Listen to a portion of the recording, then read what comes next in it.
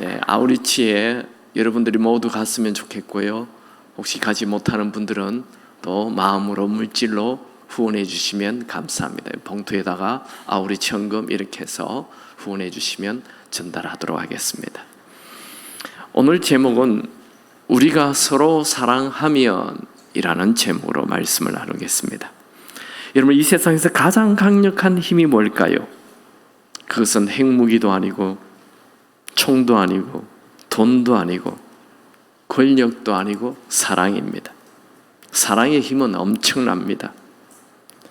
지옥 같은 집안도 사랑하기 시작하면 천국으로 바뀝니다. 노총각이 내일에 대한 아무런 소망도 희망도 없이 살아가다가 사랑에 빠지면 희망도 열정도 생깁니다. 병원에서 입원하여 죽어가던 사람도 사랑이 생기면 몸에 힘이 생기고 온몸이 회복됩니다. 사랑의 힘은 다 열거할 수 없을 만큼 폭발적인 힘이 있습니다. 오늘 본문에는 우리가 서로 사랑하면 무슨 일이 일어나는지를 소개합니다. 첫 번째로, 우리가 서로 사랑하면 하나님을 경험합니다. 가리마조프가의 형제들이라는 책을 보면 돈 많은 귀 부인이 수도사에게 찾아가서 어떻게 하면 하나님을 알 수 있느냐 물었습니다. 그 수도사는 능동적인 사랑을 실천할 때 하나님의 존재를 알 수 있다, 그렇게 말했습니다. 맞습니다. 우리가 서로 사랑하면 하나님을 경험합니다. 12절 말씀 다 같이 읽어볼까요? 어느 때나 하나님을 본 사람이 없어되 만일 우리가 서로 사랑하면 하나님이 우리 안에 거하시고 그의 사랑이 우리 안에 온전히 이루어지느니라. 사도 요한은 우리가 서로 사랑하면 하나님이 우리 안에 거하신다, 경험한다 말합니다. 사랑 자체가 하나님이시기 때문에 사랑이 내 안에 있으면 하나님을 경험하는 거죠. 여러분, 하나님을 경험하기를 원하십니까? 그렇다면 서로 사랑하십시오. 여기에 서로 사랑은 남녀의 에로서의 사랑을 얘기하는 것이 아니고 아가페의 사랑, 신이 인간을 무조건 사랑해 준 그 희생적인 무조건적인 사랑을 얘기합니다. 우리 다 사랑해요. 그런데 그 사랑 말고 무조건적인 사랑, 내가 사랑할 수 없는 사람을 사랑할 때 하나님을 경험한다는 것입니다. 초대교인들은 어떻게 그렇게 갑자기 3,000명, 5,000명 셀 수 없는 무리들이 교회 안에 몰려 들어왔을까요? 물론 성령의 강한 역사가 있었습니다. 그것만이 전부가 아닙니다. 성령의 강한 역사가 있을 뿐 아니라 그들에게는 무조건적인 사랑을 하기 시작하였습니다. 사도행전 2장에 보면 그들은 눈에 보이지 않는 이 하나님을 사랑함으로 알게 됩니다. 어떻게 사랑했습니까? 그들은 자기의 재산을 다 팔아 교회에 드려서 이 가난한 자들이 서로 나누게 하였던 것입니다. 사도행전 2장 44절 45절 믿는 사람이 다 함께 있어 모든 물건을 서로 통용하고 또 재산과 소유를 팔아 각 사람의 필요를 따라 나눠주며, 사도행전 4장에는 바나바라는 사람이 아예 자기의 땅을 팔아서 교회에 드려 그것을 나눠줍니다. 그래서 사람들이 그에게 별명을 붙여줬죠. 원래 이름은 요셉인데 바나바라는 권면하고 위로하는 사람, 말만 권면하는, 말만 위로가 아니라 물질이, 재산이 오고 가는 것입니다. 자기 것을 다 내놨어요. 그래서 제가 제일 좋아하는 바나바, 앞으로 봐도 바나바, 뒤로 봐도 바나바, 얼마나 큰지 몰라요. 엄청난 사람이 됩니다. 여러분, 말로 사랑하는 것도 쉽지가 않지만 말을 넘어 행동으로 물질이 오갈 때 강력한 사랑을 느낍니다. 초대교인들은 그것뿐만 아니라 초대교회 문서를 보면 그들은 그 당시 동네에서 쫓겨난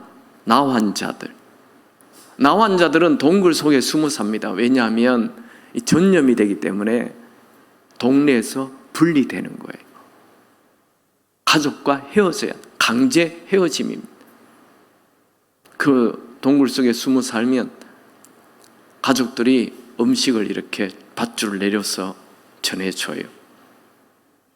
그런데 이 아무도 가까이 하지 않는 이들에게 초대 교인들이 내려가서 그들에게 음식을 나눠주고, 이 사회 충격이에요. 아무도 가까이 하지 않는 사람에게 자기가 전염되는 위험을 불구하고 내려가서 초대 교인들이 음식을 나눠주는 거예요. 예루살렘에 있는 사람들이 여기에 하나님의 사람들이 있구나, 여기에 하나님이 계시는구나.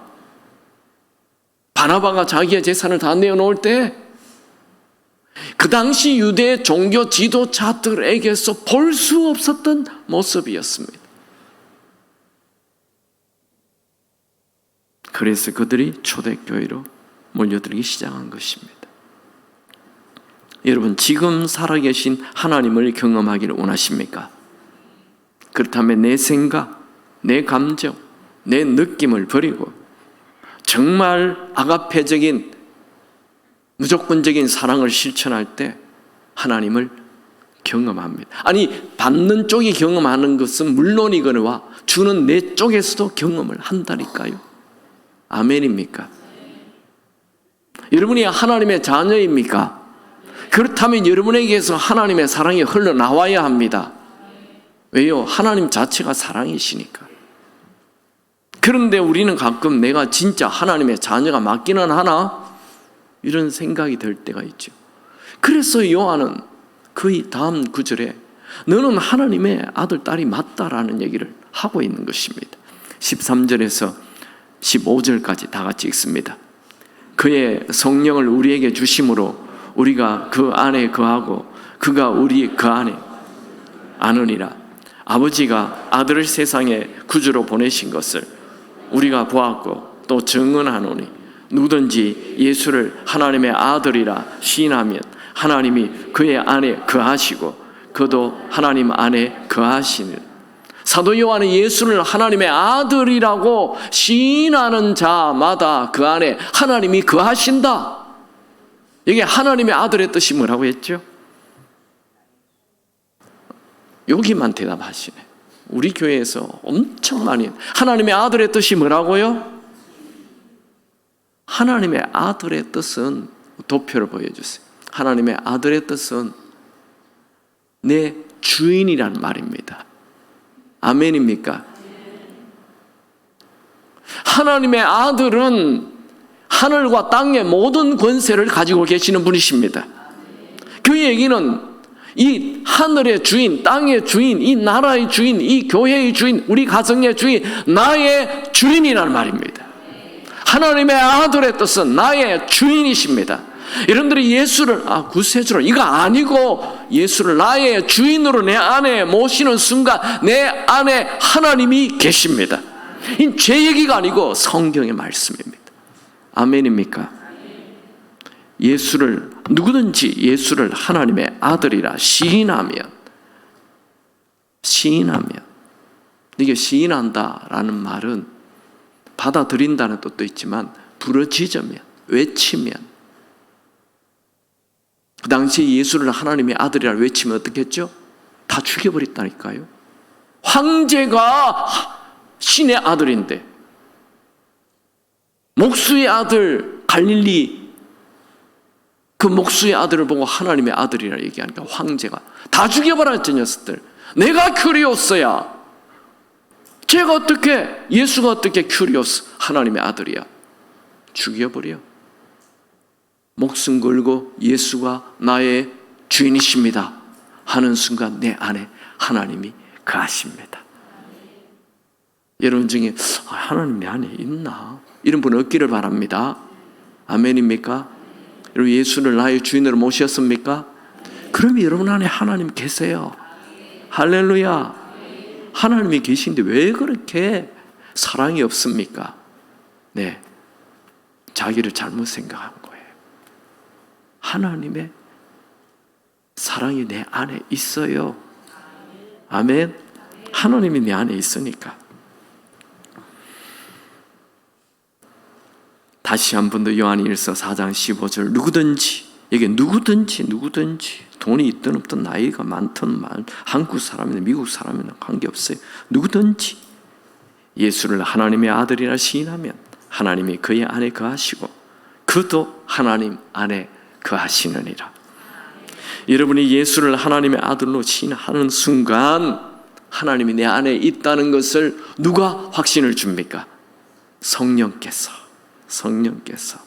그의 성령을 우리에게 주심으로 우리가 그 안에 거하고 그가 우리 안에 거하시는 줄을 아느니라.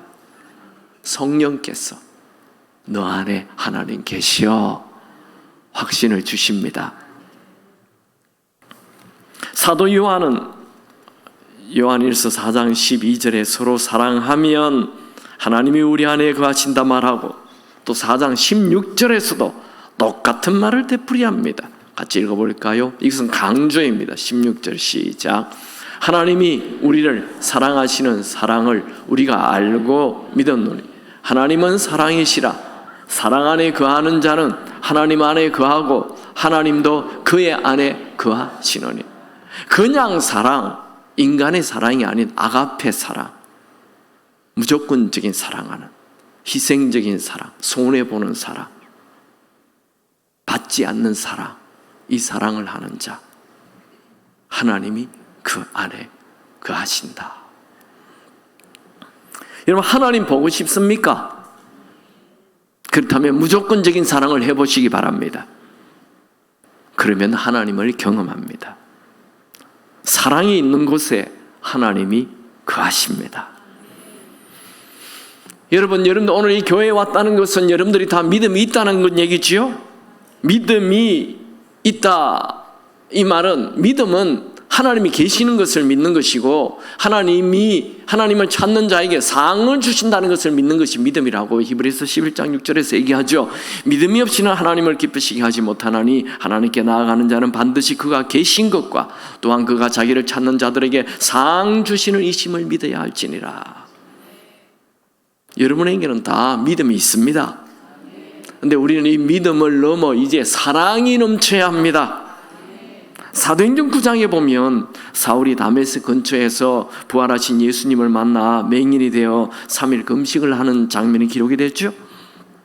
그때 예수님께서 그 다메섹에 아나니아라는 제자가 있어서 그에게 나타나서 일어나 집가로 가서 사울을 만나라 라고 얘기하자, 아나니아는 아니요, 그 사람은 우리 초대 교인들을 죽이는 살인자이고 교회를 망하게 하는, 교회를 완전 없애버리는 그런 잔멸하는 그런 사람입니다. 나 갈 수 없습니다. 나 그 원수에게 못 갑니다. 그렇게 얘기할 때, 아니다, 내가 그를 이방의 그릇으로 쓰기를 원한다, 가라.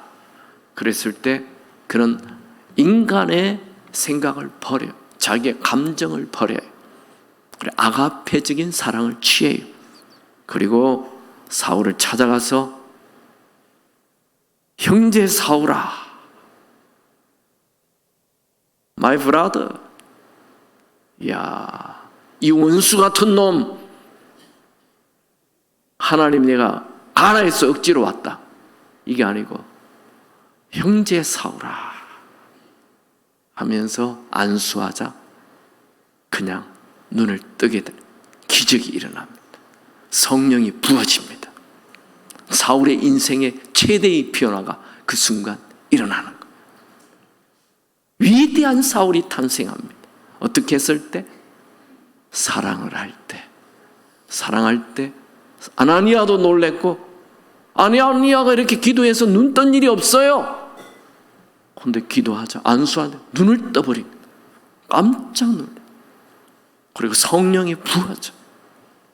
사울은 분노와 시기심이 가득 찬 인생이었는데 아나니아가 나타나서 그를 따뜻하게 형제 사울아 하며 안수해 줄 때 천국의 훈풍을 느꼈던 것입니다. 그래서 사울은 위대한 사랑의 사울로 바뀝니다. 사랑하면 하나님을 경험합니다.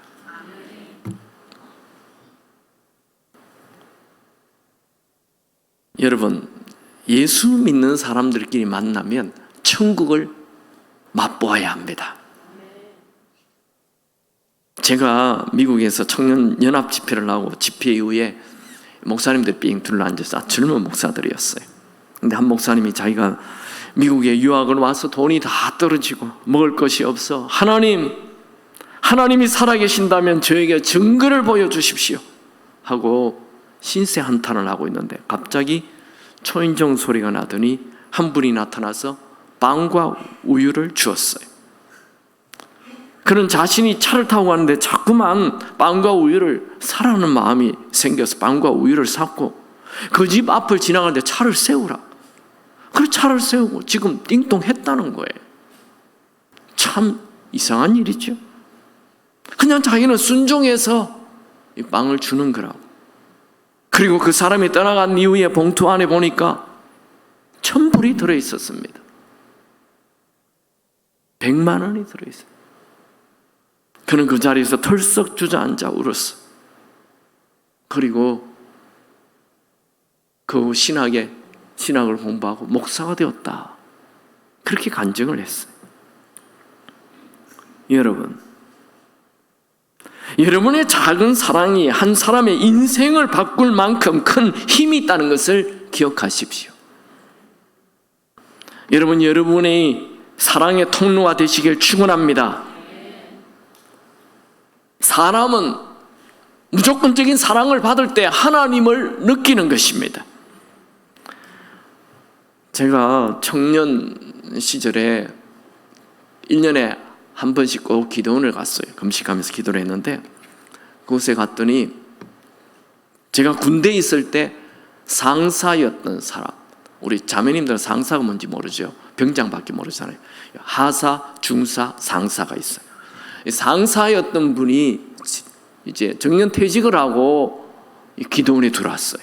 저를 보자마자 막 끼안고 막 얼마나 반가워하는지, 자기가 너무너무 지금 신나는 일이 있어서 얘기를 하겠다는 거예요.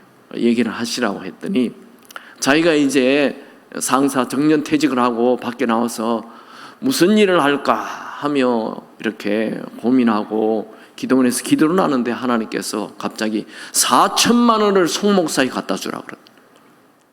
4천만 원 송 목사. 내 기도원에 들어와서 참 단돈 1원도 귀한데 이거 웬 이상한 생각, 참 별의별 생각이 하면서.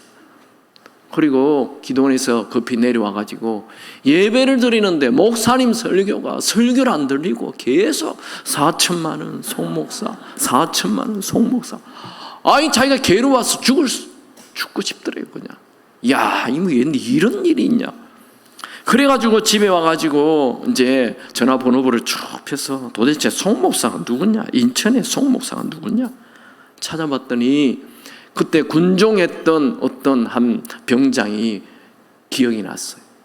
그래서 인천에서 목회를 한다는 얘기를 듣고 4천만 원 수표를 넣고 찾아갑니다. 찾아가서 헛소리하면 그냥 들고 와야지. 이런 마음으로 딱 가서 물어보니까 이분이 지금 그 상가에서 개척해서 목회를 잘하고 있는데 교회는 부흥하고 있는데 이 상가 주인이 이제 돈 4천만 원 더 내놔래. 그리고 오늘이 아침 40일 금식 마지막 날이래. 그래서 무조건 그냥 주고 내려왔다는 거예요. 헛소리가 아니고 이거는 놀라운 일이에요. 그래서 집에 들어오자마자 형님이 와 있더래요. 자기 친형님이 큰 가구 공장을 하는데 동생이 제대할 것을 알고 와서 기다리고 있더라. 그래서 제안을 했어.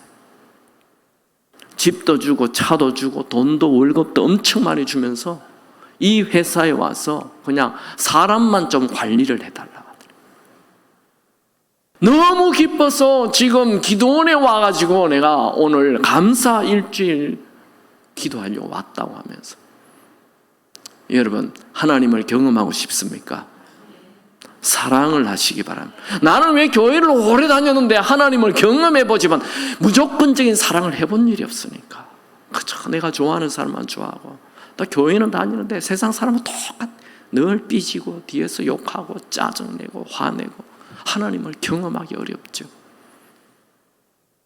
우리가 사랑하면 하나님을 경험합니다. 이건 제 얘기가 아니고 하나님의 말씀입니다. 우리가 내 이기심을 버리고 사랑을 선택할 때 하나님이 우리 안에 거하십니다. 사랑의 나눔 있는 곳에 하나님께서 계시도다. 할렐루야. 이 찬양 처음 들어본다고요. 주일학교를 좋은데 나와요.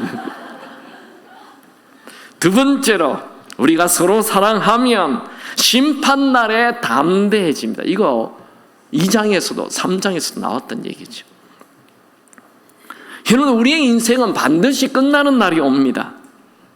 여러분, 강이 바다를 향해 끝없이 흐르듯 우리는 죽음의 바다를 향해 끝없이 질주하고 있습니다. 아무도 예외 없이 하나님의 심판대 앞에 서게 됩니다. 성경은 모든 사람은 죽음 이후 심판이 있다 말씀하죠.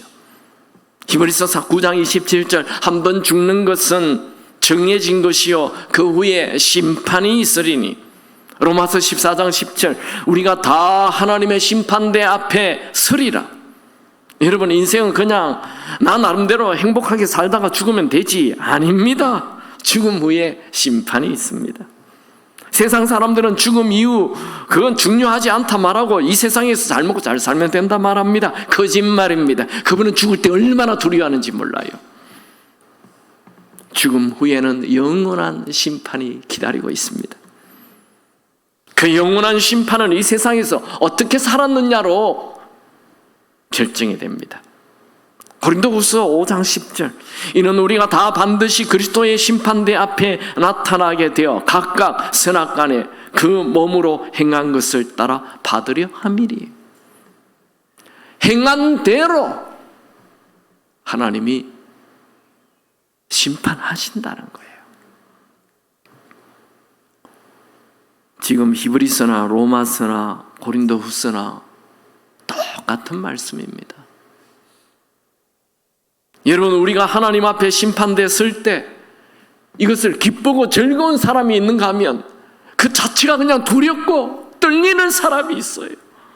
그럼 누가 하나님의 심판대 앞에 담대히 설 수 있을까요? 같이 말씀을 보죠.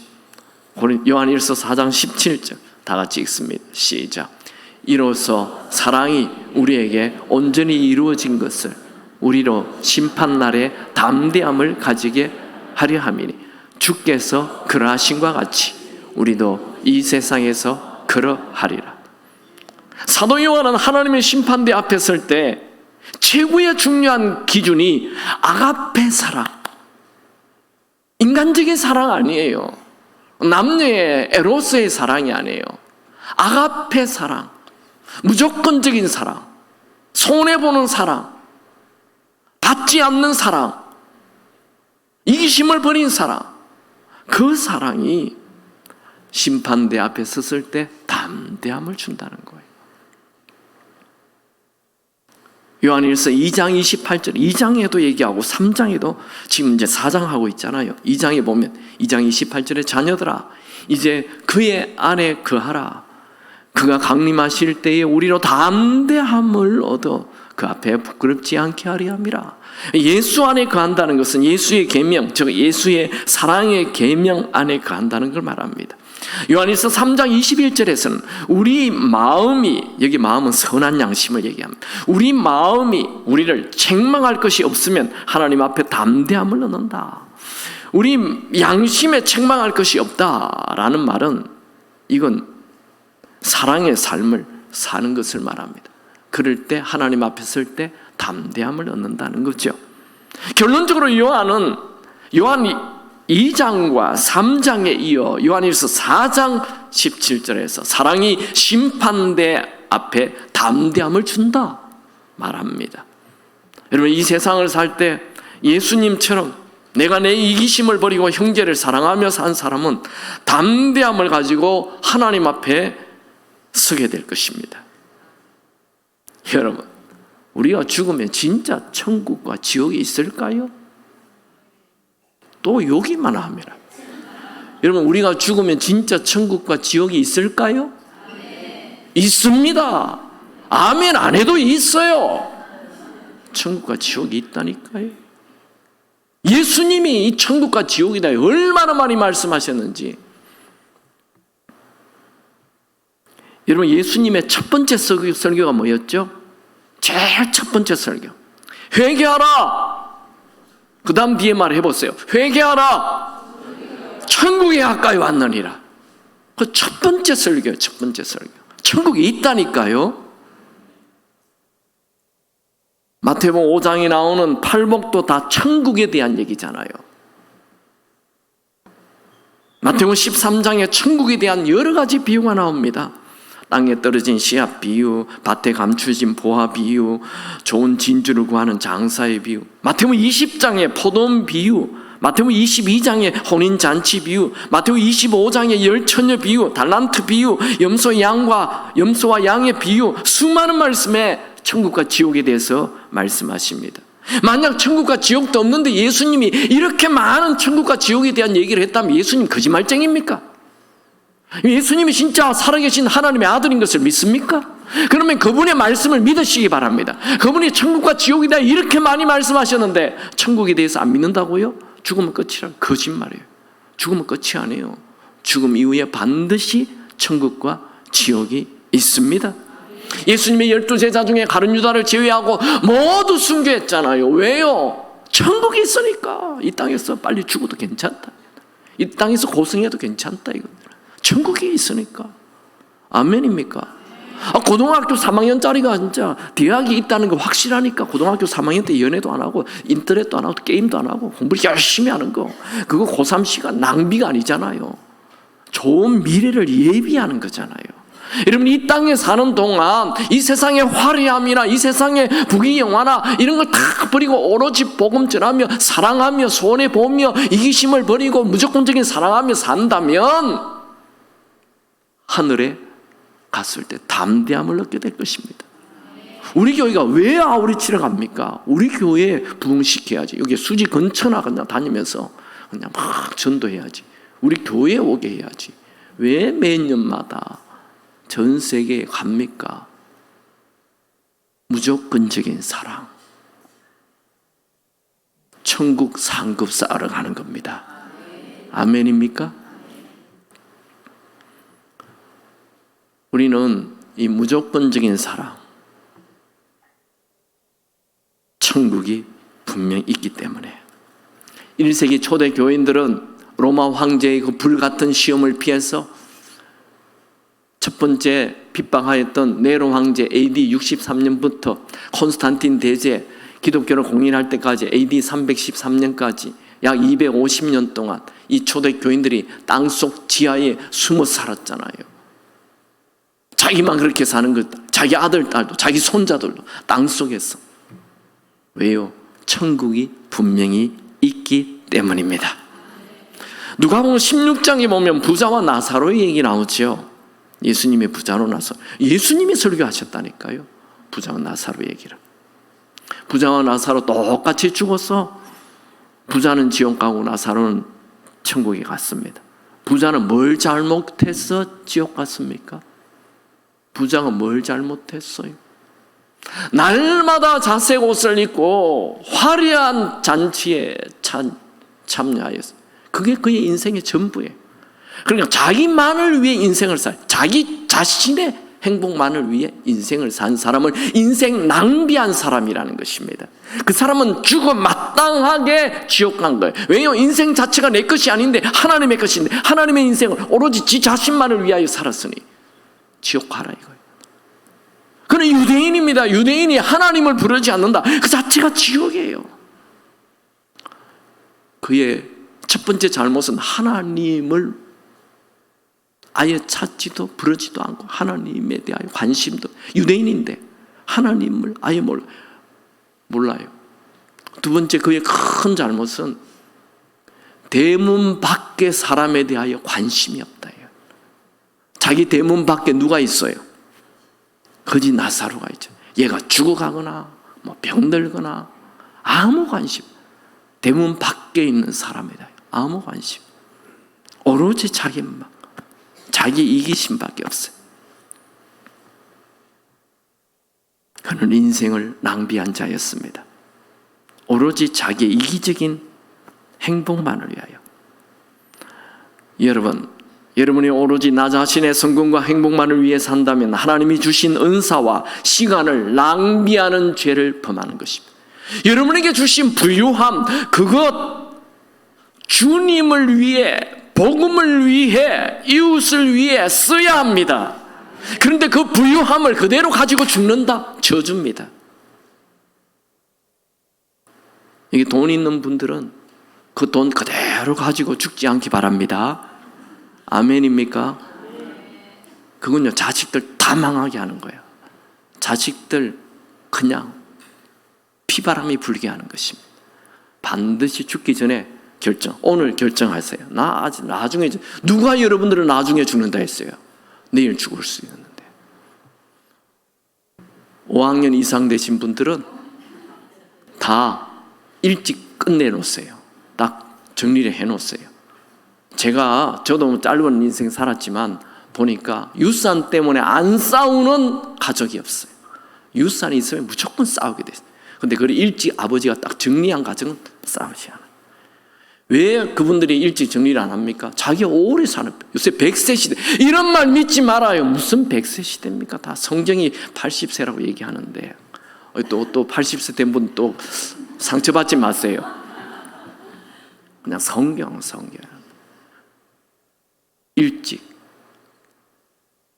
미국에 있는 분들은 대부분 이 유산을 일찍 정리를 합니다. 그리고 그걸 자식들에게 주지 않아요. 대부분. 근데 우리 한국만 자식에게 줘요. 미국에는요, 노인들만 있는 교회는 엄청 부자입니다. 그 교회들 헌금 하나도 안 해도 그 교회는 든든합니다. 다 교회에 헌금해요, 그분들이요. 여러분이 자식에게 준 거는 하나님과 아무 상관이 없습니다. 여러분의 이는 꼭 재산만 해당되는 게 아니에요. 은사, 여러분에게 있는 독특한 은사 있잖아요. 그거 나만을 위해 쓰면 하나님은 엄청난 책망이 있어요. 너에게 주신 그 은사 너를 위해 내가 준 거 아니야. 네가 나의 통로 되도록 내가 준 거야. 그렇게 말씀하실 것입니다. 여러분이 주신 은사 있잖아요. 그 은사가 다 달라요. 어떤 사람은 돈 버는 은사, 어떤 사람은 노래 잘하는 은사, 어떤 사람은 말 잘하는 은사, 어떤 사람은 운동 잘하는 은사, 어떤 사람은 외국어 잘하는 은사, 그림 잘 그리는 은사가 다 달라요. 그 은사를 나 자신의 유익만을 위하여 살면 엄청난 책망이 있을 것입니다. 부자의 잘못이 그거예요. 자기 자신만을 위하여 쓴 거예요. 이거 예수님의 얘기라는 것, 이 충격을 받으시기 바랍니다. 아멘입니까? 나 자신만을 위해 살면 이거 끔찍하구나. 그래서 지옥 가는 것입니다. 그럼 나사로는 뭘 해서 천국 갔습니까?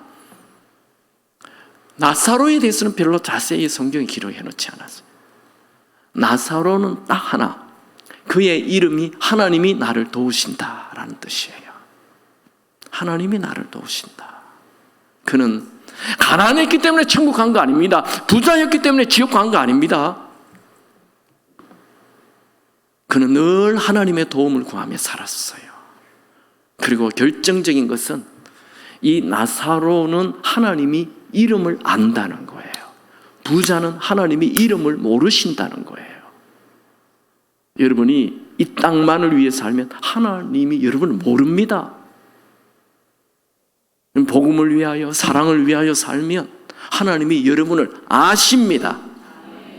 하나님이 아는 자 되시기 바랍니다. 난 너 모른다. 너 세상에 꽤 유명했구나. 너 뭐 매일 자색 옷을 입고 호화로운 잔치에 가려면 이게 사회에서 꽤 유명 인사 아닙니까? 근데 하나님이 그를 몰라요. 이름이 없어요. 이름이. 생명책에 기록되지 않는 것, 이 자체가 저주인 것이죠. 여러분, 예수님은 부자와 나사로의 얘기에서 부자는 대문 밖에 있는 자에 대한 무관심을 지적하고 있습니다. 죽은 이후에 지옥 가서 내가 목이 너무 마르니 그 나사로에게 물 한 방울, 아이고 또 내 동생들 형제들 좀 살아있는데 좀 복음을 전하게 해달라고. 아무 소용없어요. 죽은 이후에는 아무것도 바꿀 수 없습니다. 죽은 이후에는 우리의 운명을 바꿀 수 없습니다. 죽은 이후에는 천국과 지옥을 바꿀 수가 없습니다. 여러분 지금 살아있습니까? 지금이 기회입니다. 지금 복음을 위해 사시기 바랍니다. 지금 하나님의 아들을 주인으로 모시기 바랍니다. 지금 아가페적인 무조건적인 사랑을 하시기 바랍니다. 부자의 불행은 그 누구에게도 죽음 후에 영원한 천국이 지옥이 있다는 것을 들어보지도 못했고 알지도 못했고 관심도 없었다는 것이 부자의 불행입니다. 여러분, 죽음은 우리 앞에 가까이 와 있습니다. 죽음은 멀지 않습니다. 2주 전에만 제가 장례식을 2번 했습니다. 죽음은 우리 앞에 있습니다. 한 분은 50대, 한 분은 60대. 지난주에도 어떤 목사님이 65세로 또 죽었습니다. 목사라고 늦게 죽는 거 아니에요. 다 죽습니다. 다. 죽음 멀리 있지 않습니다. 어느 날 갑자기 우리 앞에 죽음이 옵니다. 그러므로 우리는 죽음을 염두에 두고 살아야 합니다. 인생을 잘 사는 방법은 오늘이 내 인생의 마지막 날처럼 사랑하며 살아야 합니다. 사랑하며 사는 자가 인생을 낭비하지 않는 자입니다. 여러분 살아있습니까? 그렇다면 오늘도 사랑을 선택하시기 바랍니다. 요한일서 4장 17절을 읽습니다. 같이 읽죠. 이로써 사랑이 우리에게 온전히 이루어진 것은 우리로 심판날에 담대함을 가지게 하려 함이니 주께서 그러하심 같이 우리도 이 세상에서 그러하리라. 여기 여러분의 성경책 요한일서 4장 17절에 주께서 그러하심 이래 놓으면 여러분들이 뭔지 몰라요. 거기다 갈로 해가지고 주께서 사랑하심과 같이 우리도 이 세상에서 사랑하리라. 아멘. 사도 요한은 유해하지 않는 인생을 살 수 있는 방법은 예수님께서 사랑하신 같이 우리도 세상에서 이 아가페적인 사랑을 하며 사는 것이라고 말합니다. 남녀 사이도 그렇지 않아요? 남녀 사이 정말 행복한 부부가 되는 비결이 뭡니까? 돈 주는 거 아닙니다. 아가페적인 사랑. 내 남편이 잘생겼거나 못생겼거나 능력이 있거나 능력이 없거나 상관없이 내 남편에게 무조건적인 사랑을 할 때 이 남편이 천국을 느껴요. 자기도 천국을 느껴요. 부부 사이도 똑같아요. 무조건적인 사랑이 사람을 감동시키고 하나님을 느끼는 거예요. 여러분이 여러분의 아내를 보면서 남편을 보면서 하나님 살아계시오. 이 말 나와야 돼요. 당신 보니까 하나님 없는 것 같아. 주여.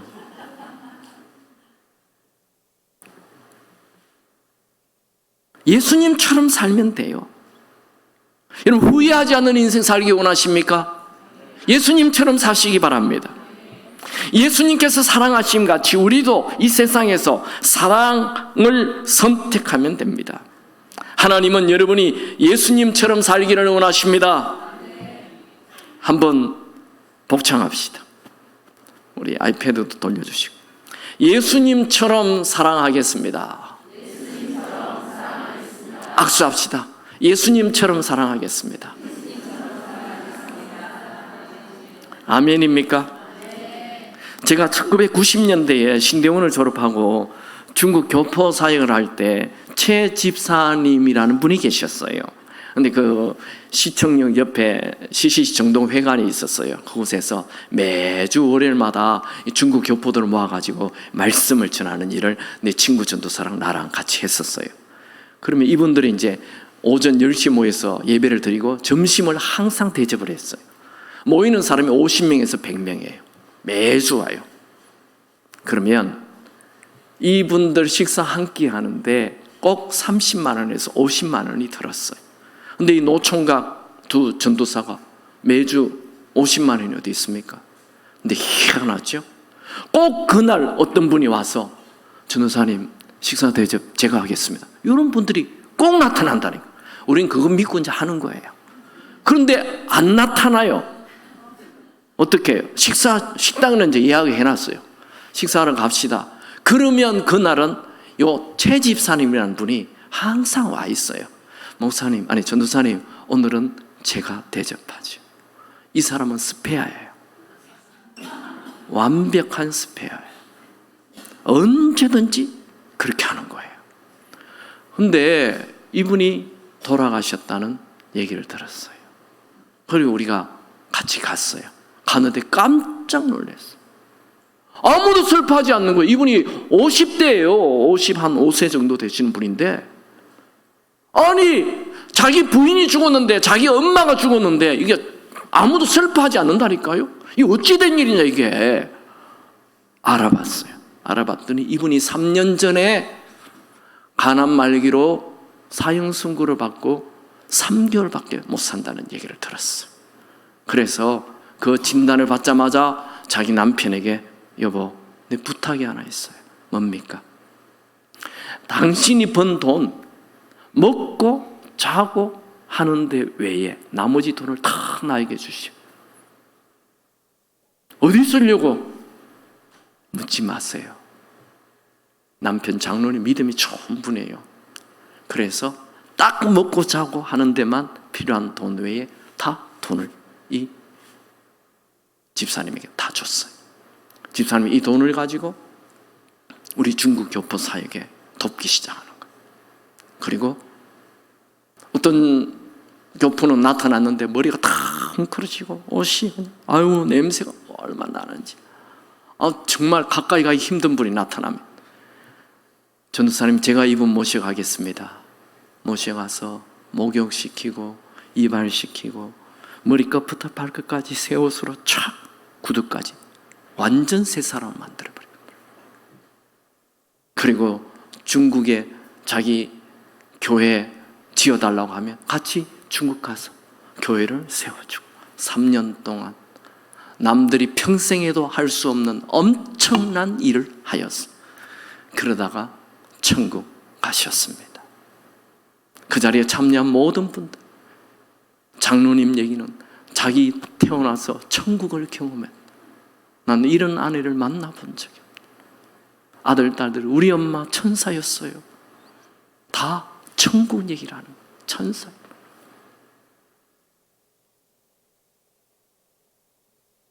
그분은 죽음이 두렵지 않는 축제 인생을 살았습니다. 제 집사님은 이 땅에서의 박수가 아닌 천국에서의 박수갈채를 향해 살았습니다. 여러분, 우리도 이 땅이 아닌 천국의 박수갈채를 받는 자의 삶을 사시길 축원합니다. 여러분 안에 예수님이 계십니다. 여러분 안에 하나님이 계십니다. 여러분은 예수님처럼 살 수 있습니다. 말씀을 정리합니다. 여러분, 우리가 서로 사랑하면 어떻게 된다고요? 첫 번째, 하나님을 경험합니다. 내 안에 하나님이 있나 의심됩니까? 하나님의 아들을 주인으로 모시는 자는 예수님이 계시고 하나님이 계십니다. 두 번째, 우리가 서로 사랑하면 심판날에 담대해집니다. 심판날에 담대해집니다. 사도 요한은 이것으로 끝내지 않고 여기다가 한 말씀을 덧붙입니다. 같이 말씀을 보죠. 20절, 21절 다 같이 읽습니다. 누구든지 하나님을 사랑하노라 하고 그 형제를 미워하면 이는 거짓말하는 자니 보는 바 그 형제를 사랑하지 아니하는 자는 보지 못하는 바 하나님을 사랑할 수 없느니라. 우리가 이 계명을 주께 받았나니 하나님을 사랑하는 자는 또한 그 형제를 사랑할지니라. 여러분, 우리가 교회 안에서, 여기 다 이 서로라는 것은 교회 안에를 형제 자매를 얘기합니다. 우리가 교회 안에서 서로 사랑함이 마땅한데 사탄은 우리가 서로 사랑하면 엄청난 힘을 가지잖아요. 그래서 어떻게 해서든지 교인들끼리 서로 미워하게 하고 하나 되지 못하도록 깨트리려고 하는 것입니다. 시기, 질투, 미움, 이 못난이 삼총사는 주님으로부터 오는 모든 축복을 차단하게 합니다. 여러분, 살다 보면 오해도 받고 미움도 받습니다. 그때 미움을 내 마음에 계속 머물지 않도록 미움을 몰아내야 하는 것입니다. 여러분, 미움으로 가장 상처받는 사람이 누구인 줄 아세요? 나예요. 내가 제일 상처를 받는다니까요. 내가 미워하는 그 사람은 별 상처 안 받아요. 미움은 나를 어둠 속에 빠져들게 합니다. 요한일서 2장 11절, 그의 형제를 미워하는 자는 어둠에 있고 또 어둠에 행하며 갈 곳을 알지 못하나니 이는 그 어둠이 그의 눈을 멀게 하였습니다. 미움은 잘합니다. 미움은 분노가 되고 분노는 살인까지 됩니다.